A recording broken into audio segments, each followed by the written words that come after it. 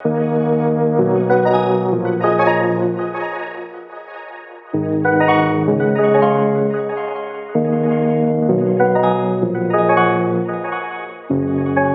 to meet you. Thanks for the forward for all those years. Oh, thank you. I appreciate it. It's nice of you. Yeah, it was great. Great stuff. Well, I'm certainly grayer, thinner, and more neurotic than I would be if I didn't. So am I. Yeah. Yeah. Well, I think there was no hope for my neuroses. It was going to go either way. So. My head is spinning with consults. I have consulted Oh, I about see. three Yeah. or four really wild games. I went to an apartment con full of weird French games and weird little Swedish games. I had two great game designers over as guests for a week or so, a few days, and we like deliberately went after everything important we could think of to talk about. So, Nice. so if you have told me anything about this in any detail, then I apologize. You're going to have to start over because No, but I don't actually, I think you haven't did. So, yet. yeah. No, we haven't yet. All right, so I'll just give you the overview that the intentional goal of this style is secondary world immersion. So I'm trying to move as far away from the gamist mentality as possible. I'm trying to make it, I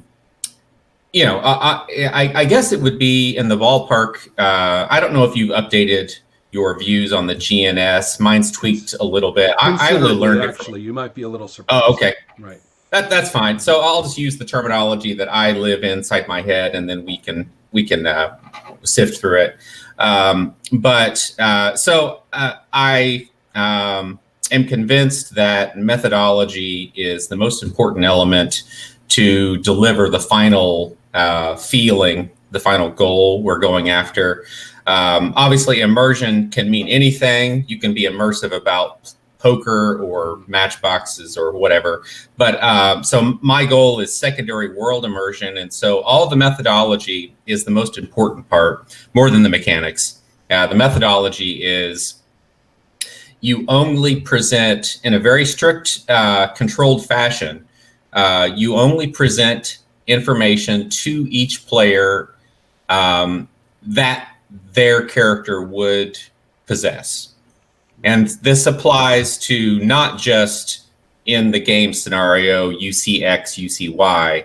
It is, you don't get to know anything about anyone else's character. You don't get to read the rule book with regards to anything magical, anything in the world. It all has to be filtered through the GM as the GM decides your character knows this or that. And as we're playing in the sessions, I've gone, and neurotic is the right word. I've gone neurotic with regards to players never get to roll. Do I perceive this or that, or let me see what I can find out? The GM is always looking at the character data and making rolls if they're needed to determine, okay, your character sees or hears or thinks this. And so I found, I've been playing this method for 20 years, like consciously playing this effort for 20 years. We may have done it to some degree as kids.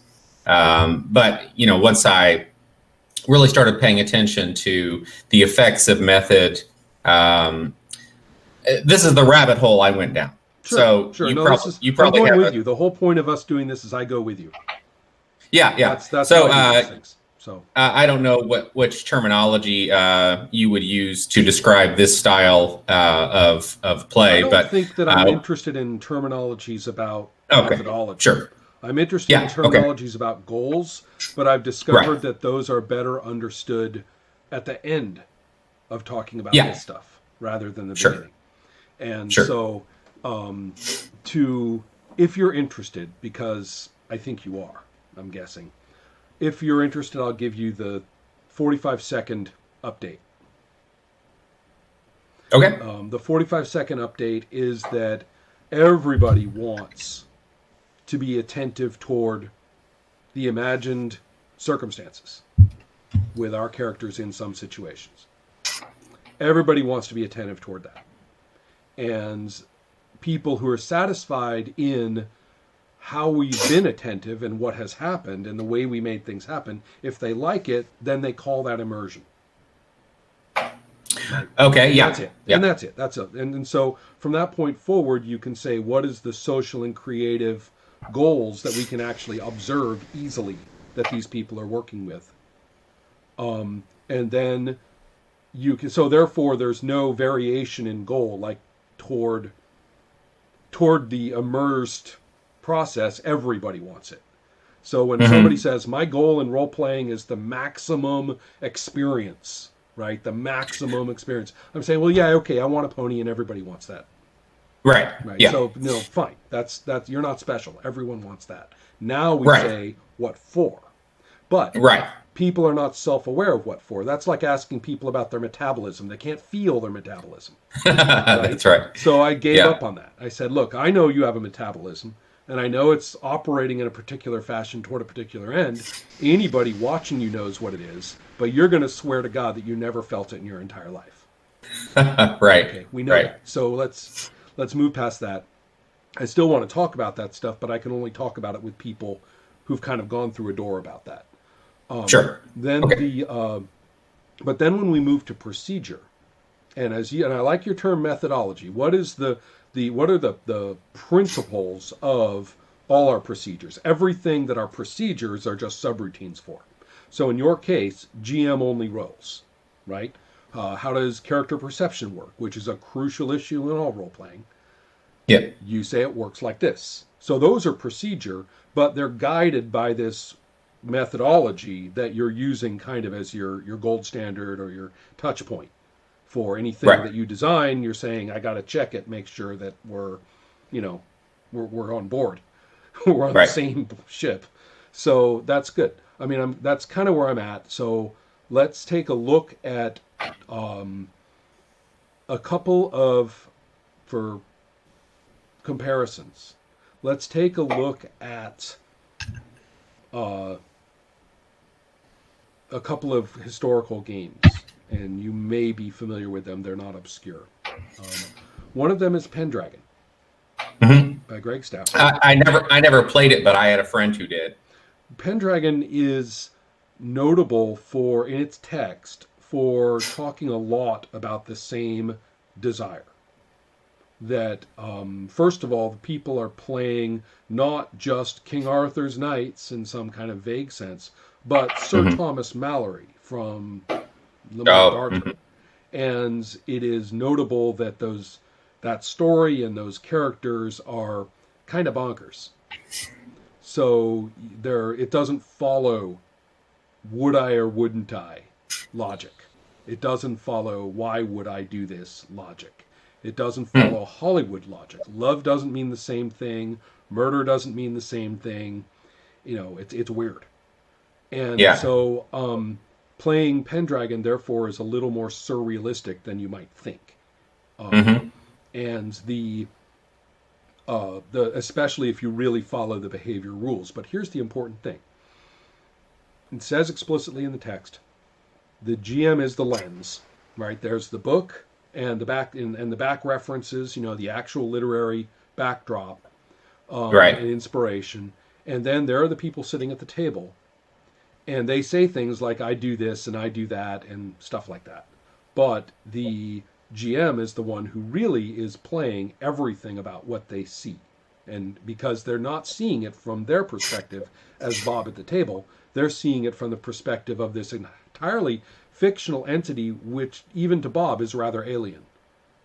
So the idea of, this witch looks like this forest looks like that, these villagers are acting like this, is extremely in the language of Pendragon. That's why it relies very heavily on pre-programmed scenarios. And I'm going to keep going with it because it's going to be a good basis. You can say where things are different, right? For yours. There are some behavioral mechanics in Pendragon, and they're fairly famous. One is the easy one called the passions, which are, if I'm not screwing this up and remembering because it's complicated, Passions operate mainly as a bonus. And we can kind of set those aside. That's the easy one. If you're operating for love of so-and-so, then you're rolling more dice. I can't remember if that's exactly right, but something like that. More importantly are what they call the traits. The traits are paired, and they represent the values of interest to people in the setting. Mm-hmm. There's a bunch of them. I mean, a dozen or more. There's a lot of pairs.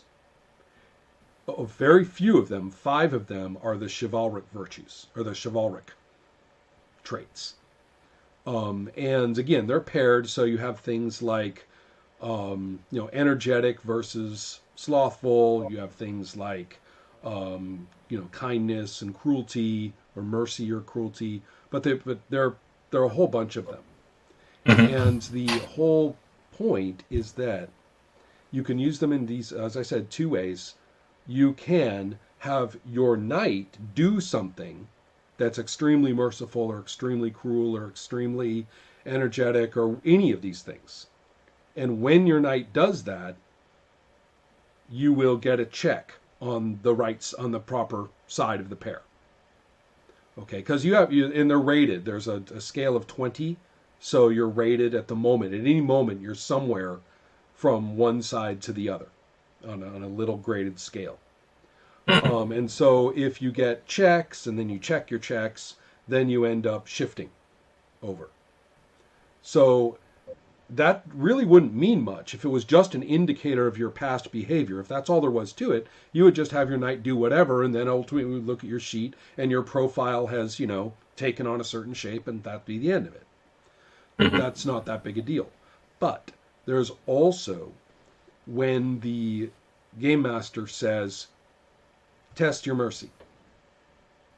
And you have to roll, and since it's graded from 1 to 20, let's say you have an 8 in mercy. That means that you need to roll an 8 or less to be merciful. And if you don't, then you'll get a check on the other side.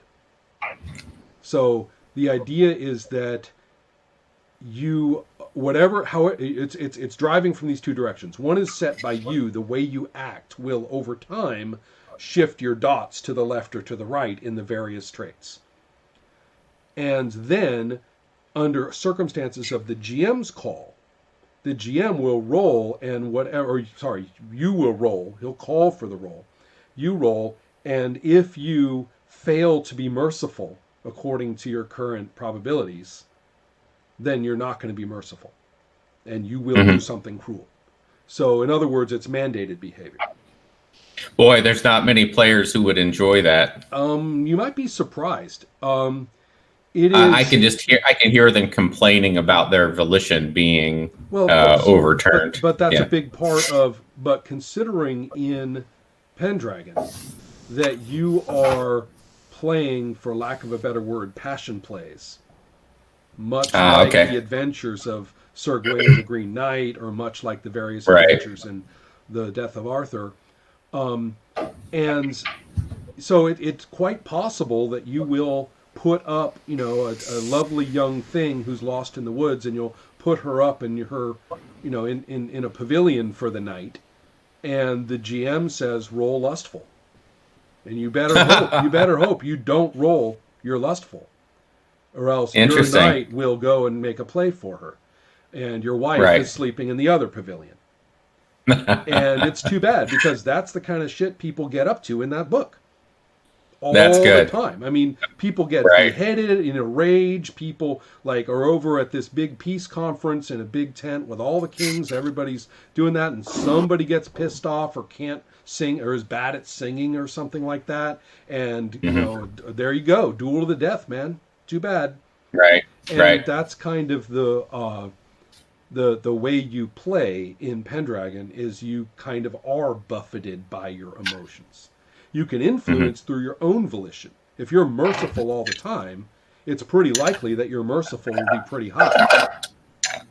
So, because you are also influencing, the range through your own actions.